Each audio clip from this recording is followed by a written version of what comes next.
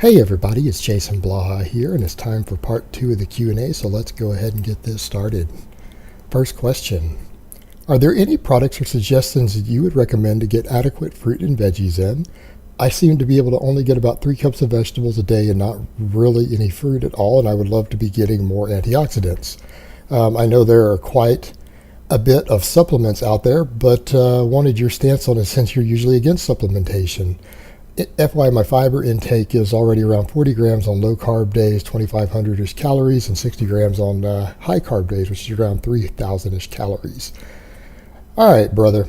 First of all, yeah, you got that right. I am anti-supplement. I don't think that there is any viable supplement out there that can compensate for a bad diet.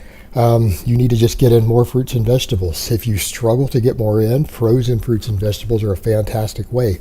Get yourself some frozen berries and put a little Greek yogurt or yogurt on those, and you're good to go as far as getting more antioxidants in. Things like red wine is a great source of antioxidants, a glass of red wine before bed. And just in general, frozen vegetables are an easy way to get more veggies in. If you can't get enough in, just sprinkle some frozen vegetables into everything you throw in the oven to eat. Any sort of smoothie or anything you blend up, whatever, just throw some frozen vegetables in there and grind them up in your blender. But you need to get more fruits and vegetables in general. There is no substitute. There is no vitamin or green powder or anything else that is going to be able to adequately replace those. And we're grown adults. There's no excuse for any of us to say, I can't eat vegetables or fruits. We're not 8 years old. Every single one of us are grown adults who need to make adult decisions for our own health and well-being. And I just don't buy into that sort of thing, and I don't accept that kind of excuse. And you shouldn't either. You should expect more out of yourself. You're an adult. Behave like one. Eat your vegetables. All right, next question. Deficit deadlift versus snatch grip deadlift for a deadlift accessory to increase range of motion. Is there a difference? Yeah, there's a tremendous difference. What it comes down to is individual needs versus the equipment you have available. For example, if you're looking to just set up really quick, you don't want to stack plates, you don't want to stack blocks, you don't want to use any sort of platform or anything, and you just want to do it in a hurry to create a deficit to improve range of motion, the snatch grip deadlift is easy to do. Also, the snatch grip deadlift is an accessory for Olympic lifters, so for them it has a specific carryover to their sport. If you're doing some sort of deficit deadlift, though, or just trying to increase the range of motion purely to help you speed up your power off the floor on your conventional deadlift because that's a weak link for you, then just doing the deficit deadlift is going to be the better choice. Just remember, it takes a little more work to set up because you have to put plates down or blocks or a platform or something to stand on. So it requires more work to set up, but it is going to have better carryover to your deadlift. However, again, if you're an Olympic lifter, the snatch grip deadlift has carryover to some of their lifts. So it really depends on your needs. But because you said for the deadlift as a deadlift accessory, I'm going to say the deficit deadlift is going to be your choice. All right, next question. I started your novice program later than I should have. Took me a while to see through all the bullshit in the fitness industry, but I finally opened my eyes. Anyways, I've been lifting for a few years, have made some decent gains, but I know I still have more left in the tank. My pause squat after 1 month of the program is at 245 5-rep max. I'm finding it very hard to progress every workout. Is this due to my gains starting to slow down, or do I just need to keep putting more weight on the bar and sack the fuck up? At what point should someone start seeing slower gains on your novice program? All right, brother, there's a couple things going on. Part of your issue could be that you're going to make slightly slower progress because you missed out a little bit of your new gains by not training correctly when you started out, but I don't think that's your real problem here. I think the real problem is that, well, you're doing 245 for sets of 5 now, and getting stronger from there takes time. So it's not a matter of sacking up, it's a matter of just following the program. You're going to stall. There's going to be times on this program where on a major exercise you're going to stall for upwards of a month, but all you can do is do the resets. When you start finding that they turn into grinders and you're struggling with that 5th rep, it's time to do the weight resets again. Reduce the weight 10% and build back up. If this happens to you like 2 or 3 times on the same exercise like a squat, it's time to start looking at your lifestyle. You need to make sure your diet's adequate. Are you getting enough carbs in? Are you getting enough calories in? Are you getting enough sleep? Are you getting all the nutrients and rest that you need to fully recover? Because you need to remember that my novice program is a very intense program. It isn't for everyone. People who don't have a nearly perfect lifestyle, and by perfect meaning at least can keep their stress manageable, have plenty of free time to sleep so they can get upwards of 8 or 9 hours of sleep every night, and who can get in several meals a day and get adequate nutrition in, who can afford a good balanced diet. So that's what you need to remember. This program is not for everyone. And so if you're finding that you're stalling 3 times in a row at the same weight, it might be time to start looking at your lifestyle factors and see if you can work with those. Or if you're reaching a point where you might need a milder program, such as the cutting version of my program or my linear hypertrophy program. But remember, the novice program isn't for everyone, and your lifestyle basically just might not accommodate it. But it might. It might just be the fact that the program is getting hard now, because it should be getting hard at this point, and it's starting to make you wonder if this program is right for you, if this is really what you want to be doing, or if you want to follow a program that's quite a little less taxing on your body. But, you'll make a few percentages less muscle gain on, and that's nothing to be ashamed of. Not everyone's lifestyle and their needs can be accommodated by every program. All right, next question. Is training your calves using standing raises on a platform so that you do not stretch superior to training them on an elevated platform so you do stretch? I've seen people advocate for the former due to the increased ability to overload. Thanks. No, I'm of the opinion that unless you're doing some sport-specific movement to where you need stronger leverages through a strong point in an exercise, and again, there are plenty of sport-specific needs for this, that you need to be doing the longest range of motion that you can safely do on an exercise, even if you reduce the weight. Just like I advocate people doing the conventional deadlift instead of the sumo to keep the range of motion longer. I recommend people do the closed grip bench press, particularly the closed grip incline bench press instead of the wider grip. Again, they use a little less weight, but they've got to move it through a much longer range of motion. And I'm of the opinion that general strength and specifically hypertrophy benefit more from this. So because that's my general stance, I'm going to apply the same thing to calves. And yeah, I think that calves need to be stretched. They need to be stretched through their full range of motion, and even if that means you use 30% less weight to do it, then so be it.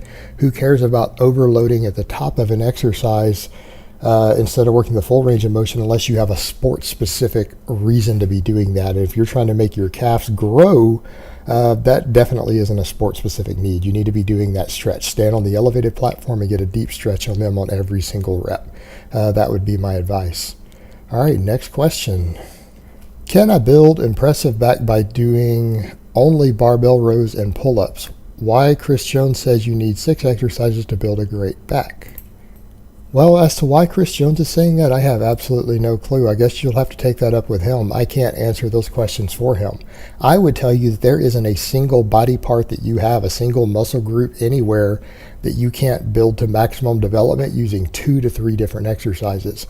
And I would say for your back, honestly, I think like pull-ups or chin-ups plus deadlifts is the ideal choice, but you know what? You could just as easily build a fantastic back using any 2 out of the 3. There's nothing wrong with using all 3, but I think you could build an amazing back using just Pendlay rows and the deadlift, or just barbell rows and the chin-up, or the chin-up or the pull-up and the deadlift. I think it can be done with any of that combination of those. I tend to lean towards chin-ups and deadlifts myself, but that should absolutely build you a tremendous, well-developed back. And sorry, but anyone who tells you otherwise is full of shit. It just isn't necessary to do more than that. That should be able to do it.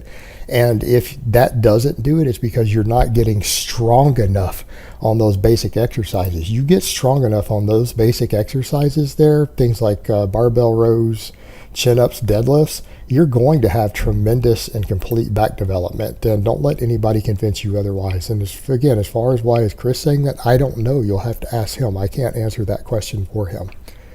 All right, next question and last question of the week. What is the best method of training to improve rate of force development in athletes? Fantastic question. I'm going to say the answer is twofold, because there's 2 different elements that you need to focus on in order to develop maximum rate of force development. For those who don't know what that means power, explosive power. The 2 things you need is going to be, number 1, dead stop training, meaning training with pauses floor presses with a pause, bench press with a pause on your chest, pauses on your squats, doing pause squats where you pause for a 1 or a 2 count at the bottom on every rep, deadlifts where you reset on every single rep, pendlay rows, push presses, things like that. Those exercises are going to help you develop initial force development from a dead stop. Dead stop training is your number one tool for developing rate of force development. Number two, I think a lot of athletes should be considering dynamic effort style training, particularly dynamic effort with chains, but I think bands work even better. A lot of barbell band training for speed work are also called dynamic effort work, which is something that came out of the Russian strength athlete circles. It was later picked up by Louis Simmons at Westside Barbell. And again, if you don't know a lot about that, do a little bit of research into dynamic effort training with bands and overspeed eccentrics. But I think that combination of things is the magic key to developing maximum power and rate of force development in athletes, is that combination of dynamic effort work using overspeed eccentrics with bands on their barbell work, combined with a lot of heavy dead stop training and pause work. And that should pretty well do it for you. If you can't get explosive doing those things, you're just not genetically built to get maximally explosive. But the thing is, anyone could get more explosive than they are now. And I think that that combination is the winning ticket, in my opinion. All right, guys, but that's really all I have to say on that today. I hope it's been informative, and I will talk to you guys next time. Hey everybody, it's Jason Blaha here, and once again it is time for the Q&A. So I'm going to do this in 2 parts and hopefully get a gear talk up in a third later tonight for you guys. So let's go ahead and get this started. First question. Thoughts on doing standing overhead dumbbell extensions instead of skull crushers to target the long head? I prefer it over skull crushers simply because it's more practical and easier to set up. Just stand up with a dumbbell and do extensions behind the head rather than having to load up the bar and set up on the bench with skull crushers. I did, however, read that they have more tendency to give elbow pain than skull crushers, and there's nothing you can do about it technique-wise because you always have to grip it narrow. I don't have any elbow pain at all yet, but I hope I won't in the future.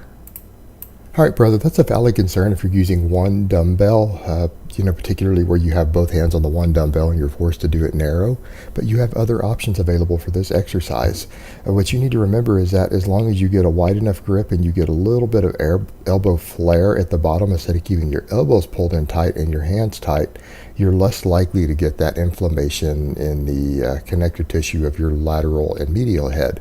So what you can do, I want you to imagine if you grab 2 dumbbells instead of 1 and bring them down to your actual shoulders, you can flare the elbows out a little at the bottom and you can get it further behind your head. So you can get that stretch reflex or that myotatic reflex. That's what actually engages the long head the most. So you need to get that stretch, and you can do that actually with a pair of dumbbells very, very easily and still spread your hands out further. Furthermore, if this is the choice of isolation movements you want to do, you also have the option of doing it with a barbell. And at first that might sound crazy till you realize that if you take a cheater grip on it, a false grip, also known as a suicide grip with your thumbs under, and you should be able to research what that is easy enough, and take the same wide shoulder width grip, you can do the exact same thing with a barbell. Can absolutely be done. In fact, if you guys remember, I used to do those sometimes on camera. I used to crank out like sets of 10 with 135 pounds, doing those on a barbell for you guys sometimes instead of dumbbells, if you go back and watch some of my older training footage. So you actually have options there. So you don't have to just do it with one dumbbell if you're wanting to do this in order to get that stretch reflex that works the long head more, which is most guys' lagging head of their tricep if they're doing a ton of presses. All right, next question. Hey Jason, in order for the general public to stave off osteoporosis, improve joints, connective tissue, etc. through lifting weights, do we need to be chasing specific strength goals, or is it more important to just work the muscle through full range of motion in good form and focus on gaining muscle gradually? Thanks. No, for general health like that, you don't need to push anywhere near as hard as my novice program or anything does. You do need progressive overload, and really the osteoporosis is about full body joint loading. So people who don't want to get osteoporosis need to find a way to do bigger, heavier compound movements, squats, deadlifts, things like that, overhead pressing, push presses, all those are perfect, but you don't have to get brutally strong on those. Yes, your bone density will increase the stronger you get, but for example, if you have a man who can squat 200 pounds, deadlift 300 pounds, and overhead press 100, you've probably gained 90% of the bone density you're ever going to get from training. And obviously women can get even less. They don't have to lift anywhere near as heavy. Again, maybe half of those numbers are necessary. And if you're capable of doing that and you're loading everything up with moderately heavy weight for you every single week, a couple times a week, then no, you're going to get all of those health benefits we talked about. There's a difference between pushing for, maximum size and strength versus saying, what weight training do I need to do to glean the health benefits of it, the longevity, the improved quality of life. And you just don't have to train as hard or as heavy to do those, but you do need to get decently strong, meaning if you're not overloading everything with a heavier weight than it's used to, you're not going to see an improvement. But the thing is, once you get to those sort of numbers that I described there, you're probably already increasing bone density quite a bit, pretty dramatically. And if you maintain that strength, you don't need to progress necessarily to get those benefits because you're already forcing them to maintain. Again, your body being loaded up with a 200-pound squat or with a 150-pound squat for 5 or 6 reps every week is going to signal it that it needs to maintain that bone density, even the same amount that it's needed to have for years to lift that same weight. So yeah, you could keep doing that all the way up into your 40s, 50s, 60s, 70s, and it should maintain that bone density really well, and you avoid things like the osteoporosis. And the one caveat I'll add is that the joint health requires you generally to be training with full range of motion and keep everything balanced, meaning you can't have hamstrings that get weaker than your quads, you can't have triceps that get weaker than your biceps, you can't have rear delts that get weaker than the front delts if you want to maintain the joint health aspect of it. So just a little side note. All right, next question. Despite retracting my scapula and pausing at the bottom, somehow I injured my right shoulder while benching fairly heavy 6 months ago, and haven't been able to bench or incline bench since. Somehow I can still do weighted dips with absolutely no pain. They have become my primary chest builder, and I have no problem doing flat or incline dumbbells. Do you know what the problem might be? I can't afford to see a doctor, so I'm currently avoiding any exercise that causes pain. Thanks for your input.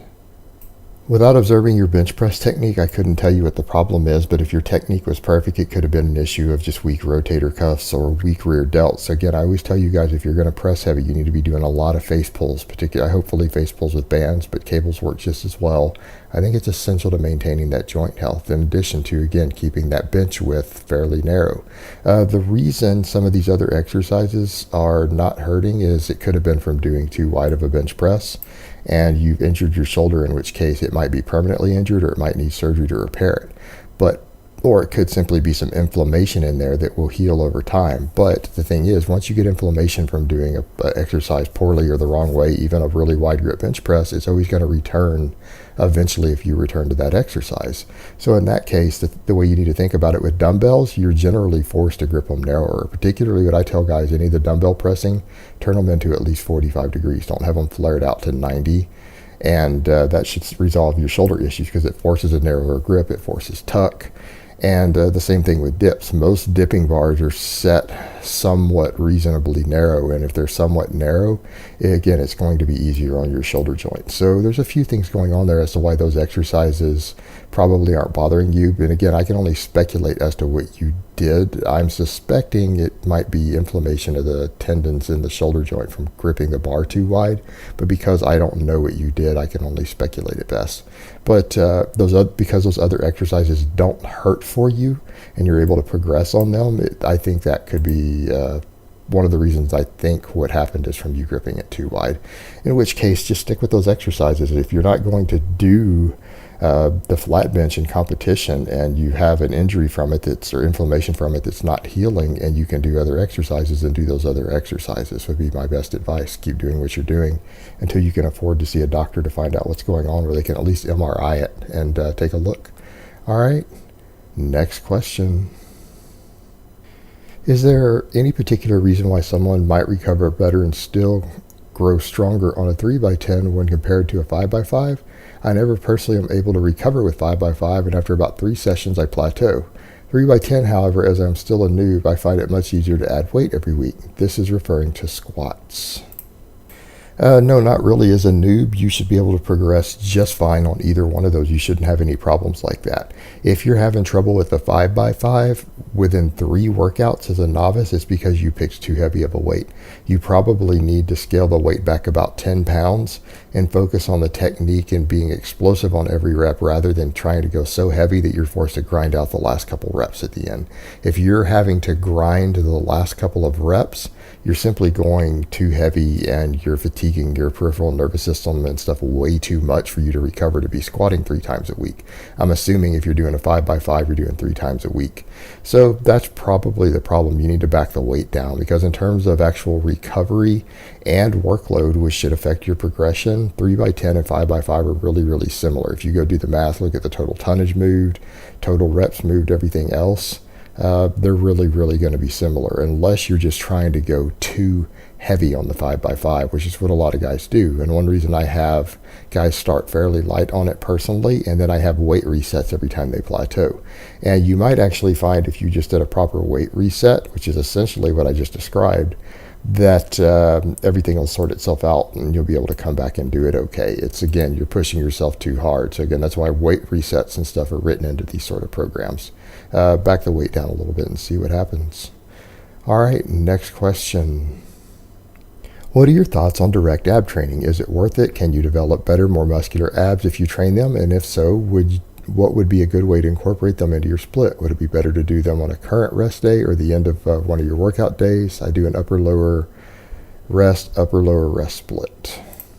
All right, to answer your first question, yeah, core training, direct core training is a fantastic idea for improving your overall performance. Now, it might not change your look very much. There's a lot of misconceptions there that doing a bunch of ab work will dramatically change how your abs look. It won't change it a lot. It'll change it mildly. Most of your apparent ab development is going to come from your basic compound movements and just getting lower body fat and losing water and fat around your abdominals. You have to remember the abdominals are actually a fairly thin sheet of muscle, so they don't see huge amounts of hypertrophy that you can see normally. And that separation between the abs is actually because it's one big muscle, and it's caused by tendons that run across it and form that six-pack that you see. That's actually the tendon separating the same muscle. So you're not going to see dramatically visible hypertrophy there unless you've done years and years and years of heavy lifting for your abs, and then you might see a bit. But again, you're looking at performance and it carrying over to your other exercises. And yeah, if you have a really strong core from doing a lot of beltless work, extra core work, things like that, it will absolutely carry over to your overall performance and make you a better lifter. And if you're stronger on your other exercises from a stronger core, then obviously you're going to get better progress, better gains. I generally recommend that you don't do it on off days. The thing is, you're already training up to 4 days, maybe 5 days a week, because you're doing an upper lower off. That means you're on a 6-day split with only 2 days off out of that 6. So you're doing training almost every day as it is. You don't need to train your core on your off day.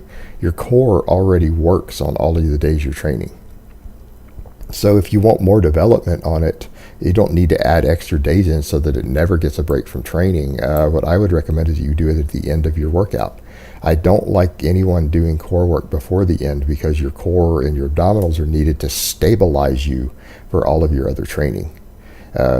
They're required. So if they're fatigued, it's going to reduce your performance in general. So I recommend doing ab work at the end of your workouts. And if you feel you're really lagging for core development, I would do it at the end of both of your workouts each time in your rotation. So you'd be doing your core pretty much 4 days a week on your split. And I generally like, because it has really good carryover to your other exercises, I like to see either cable or band crunches standing. Like you can go stand under a cable station and either grab like the rope attachment and pull it over your shoulders, and you can do standing crunches, or you can do the same thing with bands attached to the top of a cable station, like those cable crossovers, or you could do it inside of a dipping station, a power rack, whatever. There are points of attachment to where you can use bands to do crunches too. So those are your options, along with planks and weighted planks. And between standing crunches and weighted planks, you're probably going to develop about as strong of a core as possible, and you're going to develop it in a way that it's going to carry over to your other exercises, like your squat, your deadlift, your overhead press, your rows. All of that stuff is going to benefit from doing those two exercises. So that's my recommendation there. All right, next question. Hey Jason, On average, how long does it take for testosterone to come back online after cutting and losing weight? I lost around 100 pounds, and unfortunately, still isn't back even after maintaining for past 3 months or so. All right, my first question would be, are you sure that you actually have low testosterone? Meaning, are you showing just signs and symptoms like low sex drive, low energy, or have you actually gone to an endocrinologist? Because if you've gone to an endocrinologist, he's going to be able to help you a lot more than I can, so there's no advice for me to give you. You need to talk to your medical doctor. If you're just seeing signs of low testosterone like lack of sex drive, lack of erections, no morning wood, lethargy, stuff like that, then keep in mind there could be a depression component from the extended weight loss contributing as well. That might not be low testosterone. So look at all those different factors, and the only way you're going to know it's low for sure is going to be to go get blood work done. Now, the thing is, reduced testosterone can happen because you might be malnourished. You might not be getting enough dietary fat, all of that after you lost 100 pounds. You might want to look at your diet, make sure you don't have nutritional deficiencies, that you're not continuing to lose weight. Because that's the big deal too. If you're still losing weight and your testosterone levels have crashed, you're going to struggle to get them back up without using something from your endocrinologist. He's probably going to have to help you in some way. Because again, as long as you're losing weight, and particularly if you have any fat deficiencies, your body still isn't getting everything it needs to keep those levels up. It thinks you're starving, and when you're starving, the last thing the human body wants you doing is trying to reproduce, because sex burns a lot of calories, wastes a lot of energy. So again, your body's going to fight you on that. But if you're trying to maintain weight, if like you've lost your 100 pounds and you've been maintaining your weight for 3 months and you're still low, it might be time to look at your diet. Maybe you need to get a little more nuts and seeds in your diet, maybe a little bit of red meat. Maybe your diet is just too low overall in fat. And if it's too low in fat, or you're deficient in something because you're not getting enough vegetables or whatever after that big weight loss, that could be part of it. And if that's the case and you've been maintaining weight and you don't want to get blood work done yet, try just increasing your dietary fat a little bit. A little bit of peanut butter and steak will go a long way. And again, make sure you're getting plenty of vegetables. Make sure you're getting plenty of sleep. Insufficient sleep can also affect testosterone levels. And if that doesn't work after a month and you still haven't actually gone to see a doctor yet, maybe go get some blood work done and see where you're at and see if it's actually a problem or not and what your endocrinologist can recommend. All right, guys, but that's really all I have to say on that today. I hope it's been informative, and I will talk to you guys next time in part 2, which might be up a little later today.